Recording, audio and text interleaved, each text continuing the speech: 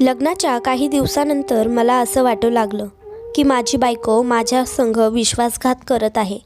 तिचे हे कृत्य पाहून मी आंधळा होऊचं नाटक केलं, कारण मला सत्य काय आहे हे जाणून घ्यायचं होतं. जेव्हा मला सत्य काय आहे हे समजलं तेव्हा मात्र माझ्या पायाखालची जमीनच सरकली, कारण माझी बायको तर तिच्या बापासोबत. माझं नाव दीपक आहे. मी एका मध्यमवर्गीय कुटुंबातील लहानसा मुलगा आहे. आजपासून काही वर्षाअगोदर मी एका प्रायव्हेट कंपनीमध्ये काम करत माझं घर कसंबसं चालवत होतो. मी 3 बहिणीचा एकुलता एक भाऊ होतो. माझ्या तिन्ही बहिणीची जबाबदारी माझ्यावर होती. त्यांचे लग्न मला करून द्यायचं होतं. प्रत्येक दिवशी माझं टेन्शन वाढतच जात होतं. मी ह्याच विचारात होतो की माझा पगारात माझं घर चालू की माझ्या बहिणीचं लग्न करू. मी स्वतः 28 वर्षाचं झालो होतो आणि माझ्यापेक्षा मोठ्या 3 बहिणी होत्या. पहिलं मला माझ्या बहिणीचं लग्न करायचं होतं. मी इतक्या टेन्शनमध्ये होतो की माझं असलेलं टेन्शन माझ्या चेहऱ्यावर स्पष्ट दिसू लागलं होतं. एक दिवशी मी ऑफिसला गेलो, त्याच दिवशी मी जास्त टेन्शनमध्ये होतो. माझ्या बॉसने मला पाहिलं तर ते मला पाहतच राहिले आणि मला विचारू लागले की काय झालं दीपक, सगळं ठीक आहे ना? सध्या तू जरा जास्त टेन्शनमध्ये दिसत आहेस. मी पाहतो की तू कामसुद्धा नीटकडे लक्ष देत नाहीस. मी हळूच हसलो, त्यांच्या बोलण्याकडे दुर्लक्ष केलं.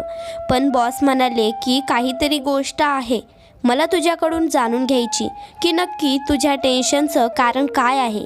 मी त्यांना काही सांगणार नव्हतो, पण त्यांनी मला जास्त फोर्स केला, म्हणून मी त्यांना घरातील सर्व टेन्शन सांगितलं. बॉस मला म्हणाले की ठीक आहे, एक दिवशी तू माझ्या घरी जेवायला ये, मी तुझे सारे टेन्शन दूर करेल. आपल्या बॉस प्रवीणच्या बोलण्याकडून मी त्यांचा आभार मानला. पण मला हे कळत नव्हतं की माझे बॉसचे सोल्युशन बॉस कसे काढू शकतील. मी खूप अस्वस्थ होतो, म्हणून मी बॉसच्या घरी गेलो. माझ्या मनात एक असंशय किरण जागृत झालं होतं की कदाचित माझा प्रॉब्लेमवर काहीतरी उपाय नक्कीच सापडेल. मी आपल्या बॉस प्रवीण सांचा बंगल्यात पोहोचलो तर ते मला प्रेमाने त्यांच्या घरात घेऊन गेले. आमच्या दोघांमध्ये खूप गप्पा रंगल्या होत्या. गप्पा मारता मारता त्यांना माझ्या परिस्थितीची सगळी जाणीव झाली होती.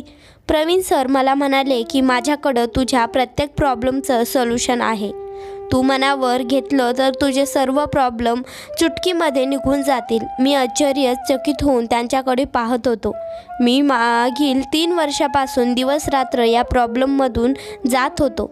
अजूनपर्यंत मला कोणतेही सोल्युशन मिळालं नाही आणि माझे सर सांगत होते की चुटकीमध्ये ते सर्व प्रॉब्लेम सॉल्व्ह होतील. प्रवीण सरांनी माझा चेहरा पाहून सांगू लागले की पहिलं आपण जेवण करूया, त्यानंतर या चर्चा करूया. प्रवीण सरांचे बोलणे ऐकून माझ्या मनात एक वेगळी उत्सुकता निर्माण झाली होती. मी आता फक्त सर काय सांगणार आहेत याचाच विचार करत होतो. तेवढ्यात अचानक माझ्यासमोर एक अतिशय सुंदर मुलगी डायनिंग टेबलवर येऊन बसली. ती प्रवीण सरांना विचारू लागली की मला भूक नाही आहे, तुम्ही मला इथे का बोलवलं आहे? प्रवीण सरांनी त्या मुलीला बसवायचा इशारा केला. ती तोंड वेडेवाकडे करून खुर्चीवर बसली, पण माझी नजर तिच्या सुंदर चेहऱ्यावरून हटतच नव्हती. ती दिसायला खूप सुंदर होती. तेवढ्यात प्रवीण सरांनी सांगितलं की ही माझी एकुलती एक मुलगी नेहा आहे. नेहाने एक नजर माझ्याकडं पाहिलं आणि मला पाहिल्यानंतर प्रवीण सरांना विचारू लागली की हाच प्रदीप आहे का? त्यांच्या तोंडून माझं नाव ऐकल्यानंतर, त्या मुलीच्या तोंडून माझं नाव मी ऐकल्यानंतर आश्चर्यचकित झालो होतो. हिला माझं नाव कसं काय कळालं? प्रवीण सरांनी नेहाला सांगितलं की हो, हाच प्रवीण आहे. प्रवीण सरांच्या तोंडून माझं नाव ऐकल्याने तिने माझ्यावर पुन्हा तिरकी नजर फिरवली आणि म्हणाली ठीक आहे, मला काही प्रॉब्लेम नाही, असं म्हणून ती निघून गेली. जेवण झाल्यानंतर प्रवीण सर माझ्या खांद्यावर हात ठेवत म्हणाले, दीपक, मी नेहासाठी एक चांगला सुंदर मुलगा शोधत होतो. मला काही वाटलं की मला तुझ्यापेक्षा चांगला मुलगा नाही दिसू शकत. तू सुंदर आहेस आणि सोबत तू चांगला माणूस देखील आहे, म्हणून मी तुला माझा जावई बनवू इच्छितो. या बदल्यात मी तुला सर्व प्रॉब्लेम सॉल्व्ह करल. प्रवीण सरांची ही गोष्ट ऐकून माझ्या पायाखालची जमीनच सरकली होती. मी कधी स्वप्नातही विचार केला नव्हता की प्रवीण सर माझ्यासारख्या गरीब मुलाला जावई बनवायची गोष्ट शक्य करतील.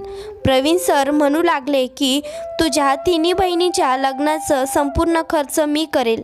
नेहा माझी एकुलती एक मुलगी आहे. तू तिच्याशी लग्न करून तिला खुश ठेवायची अशी माझी इच्छा आहे. हे ऐकून प्रवीण सरांच्या बोलण्यावर माझा विश्वास बसत नव्हता. प्रवीण सरांचा या निर्णयावर मी त्यांच्याकडं थोडा वेळ मागितला आणि मी माझ्या घरी परतलो. घरी माझी म्हातारी आई आणि माझ्या तिन्ही बहिणी वाट पाहत होत्या. त्यांना माहीत होतं की प्रवीण सरांच्या घरी गेलो होतो. घरी आल्यानंतर आईने मला विचारलं की तुझ्या सरांनी तुला असं अचानक का बोलवलं होतं. मी काही विचार न करता आई आणि माझ्या बहिणीला सर्व काही सांगितलं. माझं म्हणणं ऐकून आई खूप खुश झाली आणि म्हणाली की बाळा, यात विचार कशाला करतोयस. त्यांची मुलगी नेहा दिसायला सुंदर आहे. शिवाय त्याबद्दल ते आपल्या घरातील सर्व संकट दूर करतात. माझ्या मुलीचं लग्न चांगल्या प्रकारे करून देणार आहेत. आपल्या खाली हवी ना. मलाही आईचे बोलणे पटले होते. पूर्ण रात्रभर विचार केल्यानंतर मलाही वाटलं की नेहासोबत लग्न केल्यानंतर माझे सर्व संकट दूर होतील. शिवाय तिच्यात काही वाईट साईड दिसलं पण नाही. दिसायला पण सुंदर आहे. मी या लग्नाचा विरोध करण्याला काही कारण शोधू शकलो नाही. दुसऱ्या दिवशी मी प्रवीण सरांना माझा होकार कळवला. माझा होकार ऐकून ते खूप खुश झाले आणि त्यांनी काही दिवसात माझं आणि नेहाचं लग्न लावून दिलं आणि आपल्याच घरी घर जावई म्हणून ठेवलं. मला माझ्या लग्नापेक्षा जास्त आनंद माझ्या बहिणीचं लग्न होणार आहे याचं होतं. कारण प्रवीण सरांना माझ्या बहिणीच्या लग्नाची जबाबदारी घेतली होती. पण लग्नाच्या पहिल्या रात्री माझ्यासोबत असं काही झालं ते पाहून तर मला धक्का बसला. लग्नाच्या पहिल्या रात्री नेहाने माझ्यासोबत एक अशी अट ठेवली की कोणताही पुरुष ती अट मान्य करणार नाही. ती म्हणाली, जर तू माझ्याशी अट मान्य केली नाही तर मी तुझ्यासोबत कोणतंही नातं ठेवणार नाही. नेहाचं बोलणं ऐकून मला आश्चर्याचा धक्का बसला. मी लग्नाच्या पहिल्या रात्री कोणती नवरी नवरदेवाला अशी बोलती असा विचार करत होते. नेहाने माझ्यासोबत अशी अट ठेवली की मला ती मान्य करण्यासाठी अशक्य होती. या अटीबाबत पूर्ण रात्र मी विचार करत आणि सकाळ झाली. जेवणाच्या टेबलवर बसलो होतो तेव्हा प्रवीण सरांनी मला विचारलं, सर्व ठीक आहे ना. मी त्यांना काही न सांगणार बंद दरवाजामध्ये काय झालं हे सांगू का. तुमच्या मुलीनं माझ्यासोबत काय अट ठेवली आहे ते सांगू का म्हणत मी काही नाही असं बोललो. बोलता बोलता सर म्हणाले की तुझ्या बहिणीच्या लग्नासाठी काही ठिकाणी बोलणे केले आहे. काही दिवसांनी मी त्यांचं लग्न चांगल्या श्रीमंत परिवारात करून देईल. प्रवीण सरांचं बोलणं ऐकून मला दिलासा मिळाला की माझ्या बहिणीचं लग्न चांगल्या घरात होतंय. मला काळजी होती ती नेहा आणि तिचं ठेवलेल्या अटीबद्दल. काही दिवसात प्रवीण सरांनी माझे 2 बहिणीचं लग्न एका श्रीमंत आणि मोठ्या परिवारात करून दिलं. मला या गोष्टीचा दिलासा मिळाला की माझ्या जीवनात नाही तर माझ्या बहिणीच्या जीवनात तरी खुशी आहे. पण कधीकधी मी माझ्या आयुष्याचा विचार केला तर तुटून जात होतो. शेवटी मी इच्छा नसतानाही काही दिवसांनी नेहाला ही अट मान्य केली. मी विचार केला एकदा ती माझी झाली की मी तिला पटवून घेईल. मी नेहाला सांगितलं की मी तिची अट मान्य करत आहोत.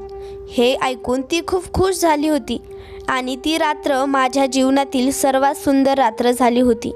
पुढील काही दिवसात माझ्या 3ऱ्या बहिणीचाही लग्न झालं आणि माझं वैवाहिक जीवनही चांगलं चालू होतं. माझ्या जीवनात सर्व काही चांगलं होतं. पण मला काय या आनंदाला विरोध भेटला. हे आनंद माझ्या आयुष्यात एक वादळ घेऊन येत आहे हे मला कळालं नाही. लग्नाच्या काही दिवसांनी मला कळालं होतं की नेहाचं वागणं काही ठीक नाही. मी रात्री झोपल्यानंतर बेडवर पडतो की नेहा मला खूप प्रेमाने एक दुधाचा ग्लास प्यायला देते. दूध पिताच मला खूप गाढ झोप लागती. दर दिवशी सकाळी उठल्यानंतर मला कळतं की नेहा पूर्ण रात्र माझ्यासोबत नव्हती. माझ्यासोबत असं काही घडणार पाहून मला जाणू लागलं नेहा नक्कीच माझ्यापासून असं काहीतरी लपवत आहे. याबद्दल मी पूर्णपणे विंचूत आहे. माझं काही दिवस असं निघून गेले. एकदा माझ्या एका छोट्यासा ॲक्सिडेंट झाला. ॲक्सिडेंटच्या बहाण्याने मी जाणून बुजून आंधळा व्हायचं नाटक केलं. कारण मला नेहाचं ते रहस्य जाणून घ्यायचं होतं की ती माझ्यापासून नक्की काय लपवत आहे.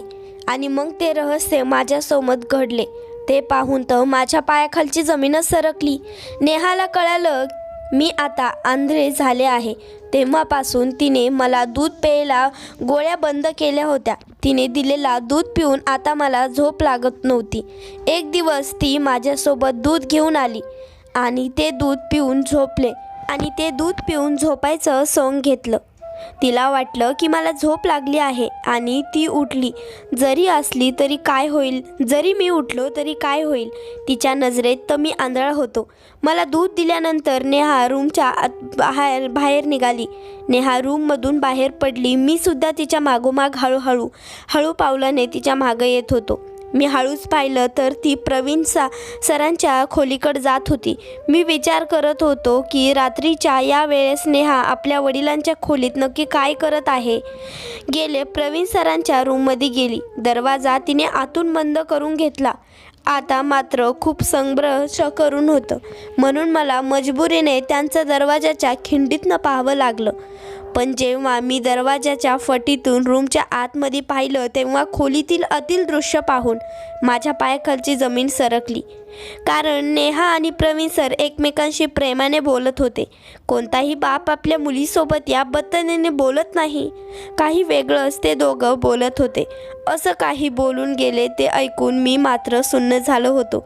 प्रवीण सरांनी नेहाला त्या अटीबद्दल विचारलं होतं जी अट लग्नाच्या पहिल्या रात्री नेहाने माझ्यासोबत ठेवली होती.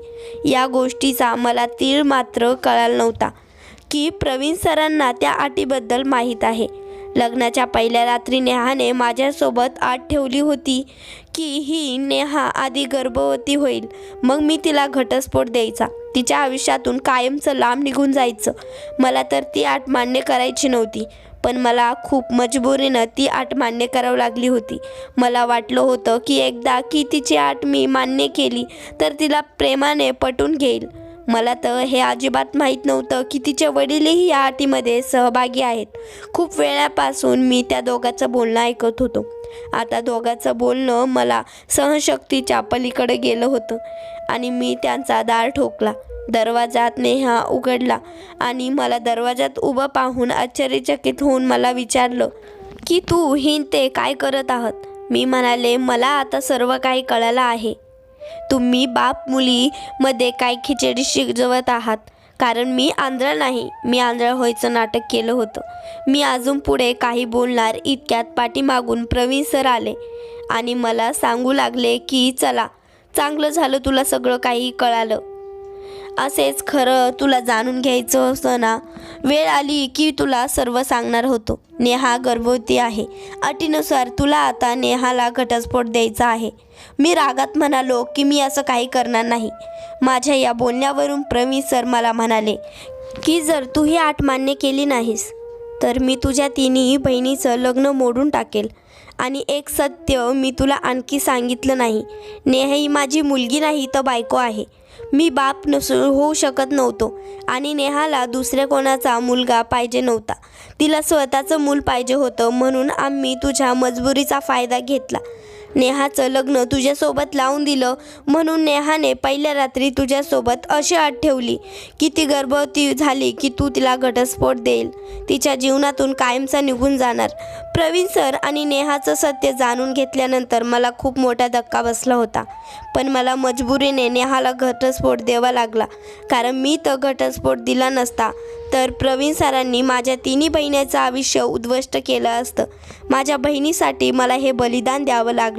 पण म्हणतात ना की जे दुसऱ्यांचं चुकीचं करतं तो कधी चांगलं राहत नाही. त्याच्या आयुष्यातही कधी ना कधी सुखी राहू शकत नाही. प्रवीण सर आणि नेहासोबत असंच काहीतरी झालं. नेहाने एका मेलेल्या मुलाला जन्म दिला.